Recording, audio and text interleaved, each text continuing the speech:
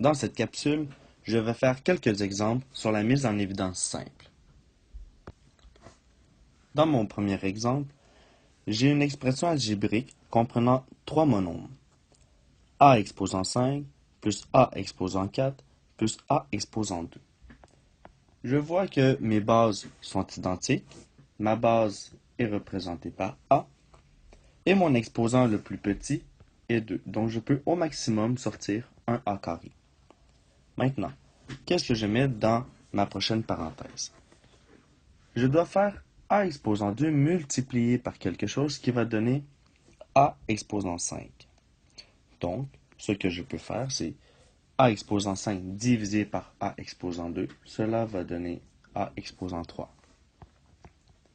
A exposant 4 divisé par A exposant 2 va donner A exposant 2. Et mon dernier monombre, A exposant 2 divisé par A exposant 2, donc divisé par lui-même, cela va donner 1. Voici ma réponse finale. Dans mon second exemple, je veux voir qu'est-ce que je pourrais mettre en évidence. J'ai ici un A plus 5 qui est encerclé par un exposant 4. J'ai également un A plus 5 qui est encerclé d'un exposant 3. Donc, les deux termes sont semblables. Je peux sortir un A plus 5 et mon exposant le plus petit est mon exposant 3. Donc, A plus 5 exposant 4 divisé par A plus 5 exposant 3, je soustrais les deux exposants. Il me reste seulement un A plus 5. Pour la deuxième partie de l'expression, j'avais un A plus 5 exposant 3 multiplié par un A plus 1, mais j'ai effectué une division de cette multiplication-là. Et A plus 5 exposant 3 divisé par A plus 5, cela donne 1, donc il me reste un A plus 1. La deuxième parenthèse n'est pas simplifiée au maximum. Donc, je regarde les signes, j'ai seulement des additions, donc aucun changement de signe, je peux directement effectuer mes opérations.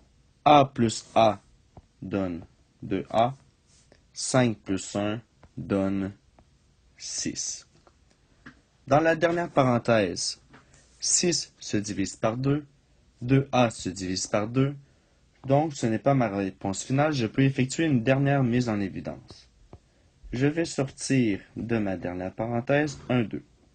Donc si je mets 2 en évidence, 2A divisé par 2 donne A, 6 divisé par 2 donne 3. Par convention, notre coefficient qui se retrouve dans le milieu, je vais le mettre au début de mon expression algébrique. Donc j'ai 2 multiplié par A plus 5 exposant 3, qui est à son tour multiplié par A plus 3. Ceci est ma réponse finale. Dans le troisième exemple, on peut remarquer que nous avons un x-1 et un moins x qui se ressemblent. Donc je vais changer l'un ou l'autre pour que nous ayons deux binômes identiques. Je vais laisser le x-1 intact. Je retranscris le x plus 3. Maintenant, je veux que 1 moins x devienne x moins 1. La seule chose qui différencie ces deux binômes, c'est leur signe, puisque leurs signes sont opposés. Donc je vais mettre en évidence un moins 1. Moins 1 fois quelque chose doit donner 1. Donc moins 1 multiplié par moins 1 donne 1. Moins 1 multiplié par quelque chose doit donner moins x.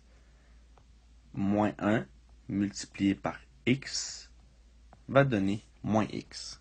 Il me reste à retranscrire la dernière parenthèse. Donc, dans le milieu, j'ai moins multiplié par moins 1.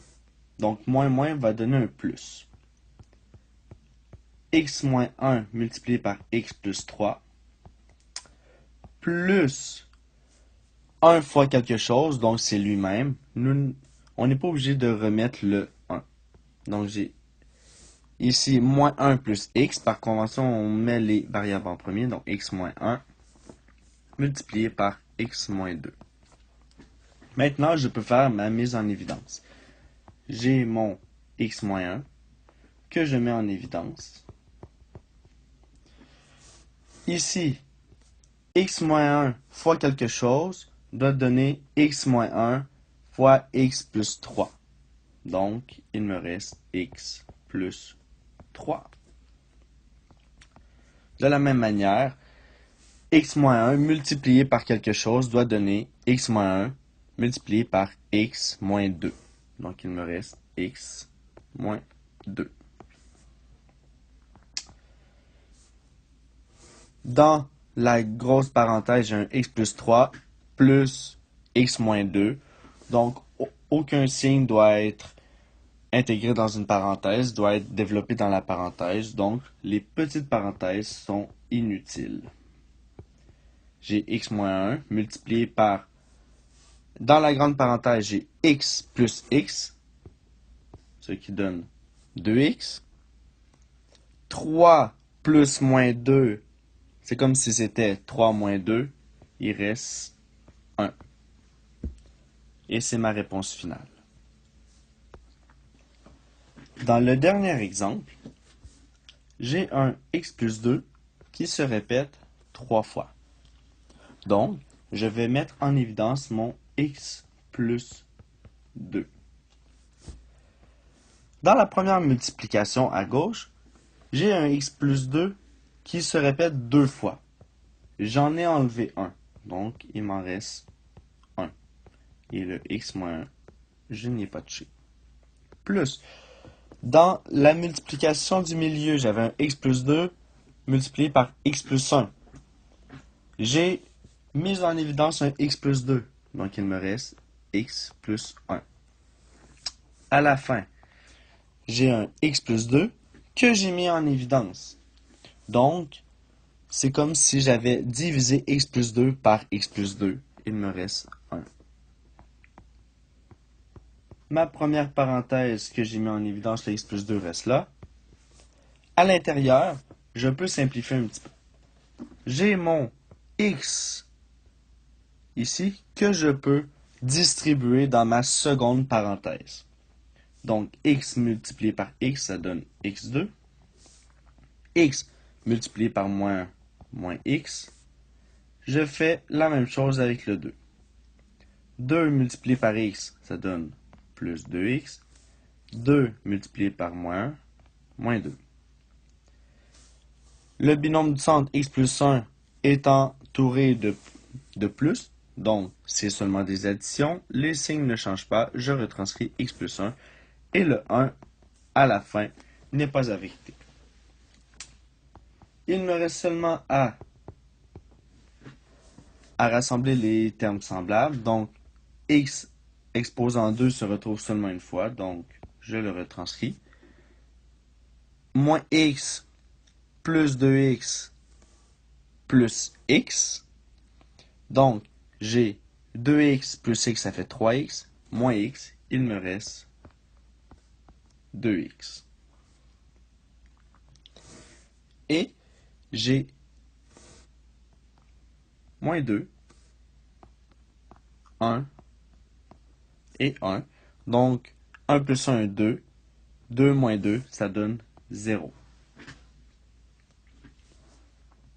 Maintenant, je n'ai pas tout à fait terminé parce que dans la deuxième parenthèse de ma réponse, j'ai un x carré plus 2x.